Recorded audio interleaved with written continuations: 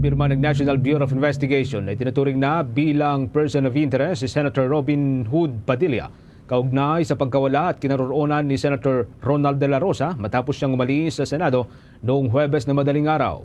Ayon kay National Bureau of Investigation Director Melvin Matibag, si Senator Padilla umano ang huling nakitang kasama ni De La Rosa bago siya tuluyang nawala sa Senate premises. Anya, otomatikong kabilang sa mga dapat tanungin ng senador upang mabigyang linaw ang lokasyon ni De La Rosa.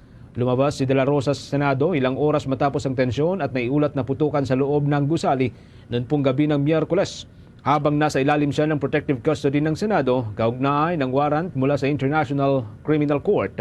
Yan po'y sa kasong Crimes Against Humanity, may kaugnayan pa rin po yan sa naganap na drug war ng nakalipas na Administrasyong Duterte. Sinabi rin ni Attorney Matibag na may hinala ang ilang agent ng National Bureau na posibleng ginawang diversion ang nangyaring putukan upang makatakas lamang si De La Rosa. Ayon pa sa opisyal, maging ang asawa umano ng senador ay nagsabing sinamantala nito ang kaguluhan upang makaalis doon sa Senado.